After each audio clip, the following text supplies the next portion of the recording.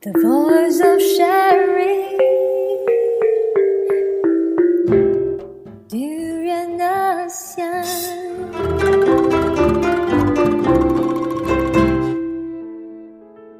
Hi, this is your host Arlene Tan at Durian ASEAN, where we discuss critical issues from Southeast Asia. Today we are going to talk about the topic Tourists Shouldn't Ride Elephants on elephant tourism and conservation. Lately, there are news prop out about elephants being abused and exploited through logging and tourism. The recent case would be a tourist being stormed to death by a killer elephant in Thailand. Why is this happening? I will be speaking to Teck Wyn, a long-time environmentalist that is currently doing his PhD on elephant studies. In this segment, he talks about the nature of elephants in the wild and why it can't be domesticated. You are now listening to the Durian Heat. The Durian Heat, bringing big ideas and critical opinions in Southeast Asia. First of all, I want to say welcome to Durian ASEAN, Teck Wyn. Hi, Arlene. So perhaps a bit of introduction about your background, especially your studies on elephants. Yeah, well, I've been working on forest issues in Malaysia for several years, and I recently got a scholarship from the Sime Darby Foundation to do my PhD looking at elephants in Malaysia. Specifically, I'm going to be looking at the relationship that elephants have with people in Peninsular Malaysia and how we can minimize the amount of conflict between people and elephants. Mm-hmm. Basically, elephants still are found in the wild, but often they come out of the forest and they can cause problems for people by destroying their crops and so on. Mm-hmm. So I'm looking for strategies to see how we can have wild elephants in Malaysia for the future, and also to minimize the amount of damage that they make. I see. What is the population of elephants in Peninsular Malaysia right now? We're not sure exactly because there hasn't been any recent survey done. It's quite difficult to know exactly because even though they're big animals, in Malaysia they're mostly found deep in the jungle, and so they're difficult to count. Mm-hmm. But roughly, there are about 2,000 to 3,000 elephants.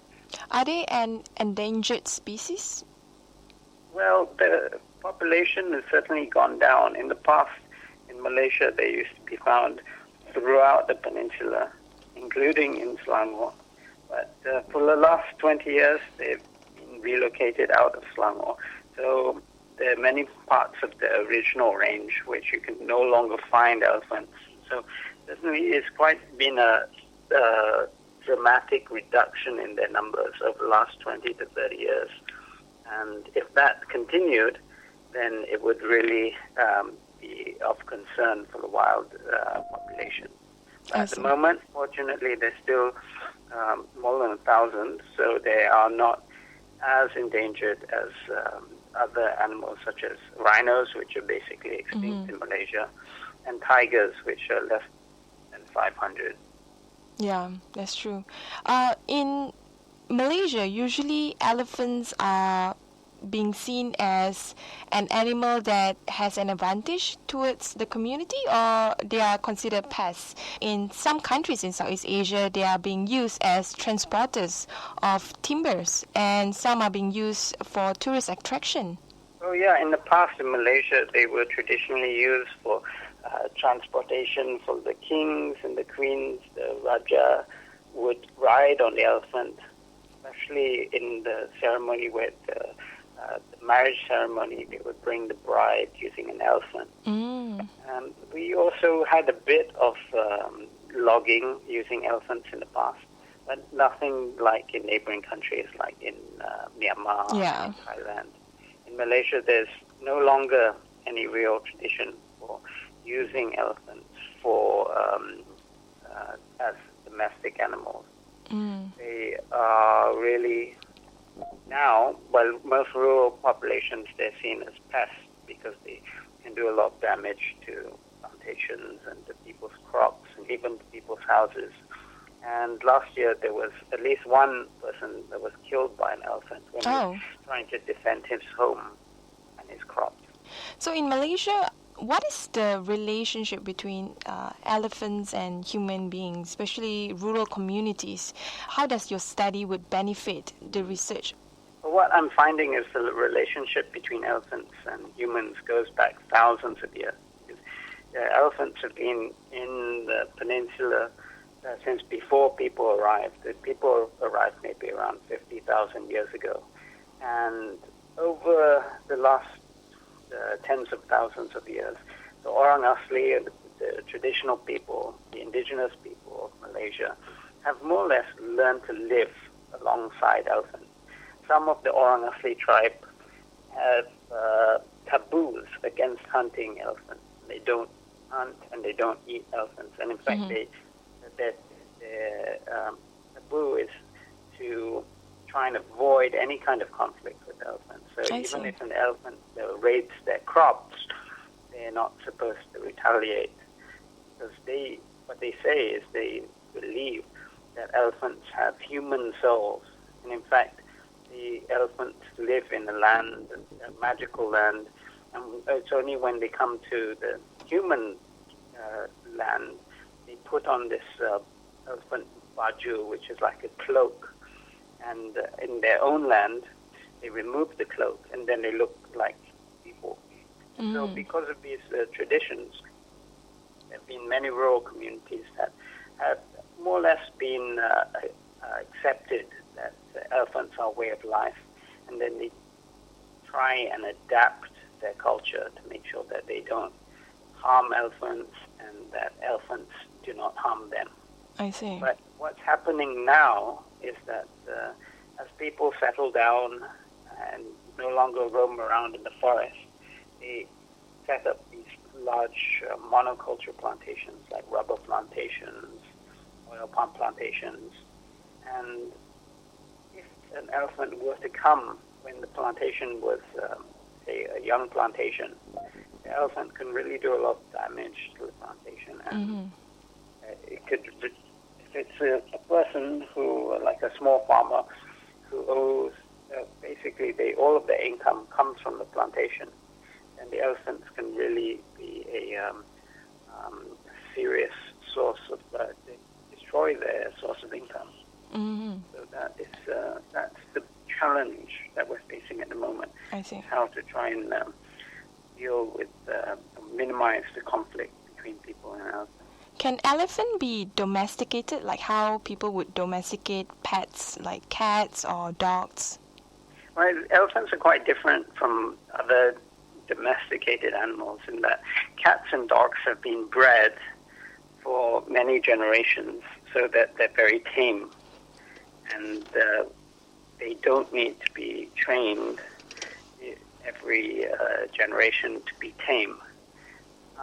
Elephants are different in that they are actually wild animals, and that each generation, each young, new elephant would need to be broken and have their wheel broken and taught again how that people are boss. And so it's actually quite a cruel system that's used in that the young elephant for each generation has to be more or less tortured into understanding that humans can cause them pain, and so that they are afraid of humans, which is different from most other domestic animals in that they don't need to go through this process. So as a result, it's actually it's really quite cruel generally to keep elephants in captivity. It seems like an open secret. A lot of people, especially tourists, wouldn't have known about this. Yeah, well, this is one challenge that people are facing throughout the elephant range, especially in Thailand, is that they're going through a transition where elephants were traditionally used, as you mentioned, as the beast of burden for moving people around or for moving timber logs around. But now they're increasingly used just for tourist attractions.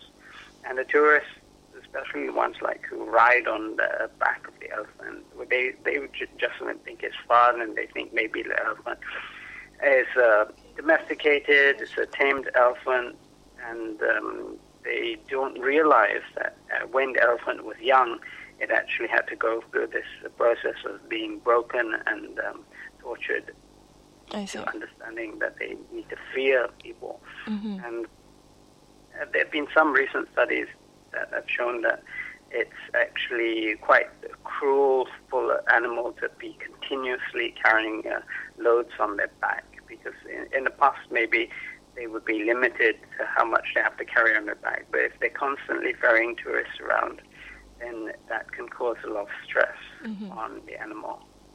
Anyway, we'll take a short break. For the next segment, we will continue with more discussion on the abuse and exploitation towards elephants.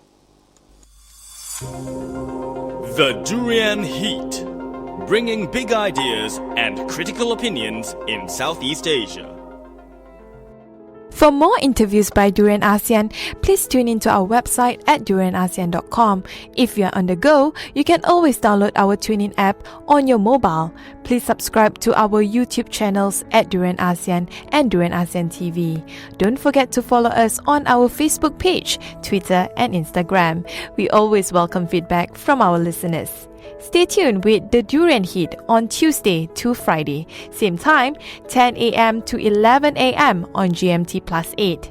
Durian ASEAN, the voice of discovery and sharing. You're now listening to Durian ASEAN, the voice of discovery and sharing.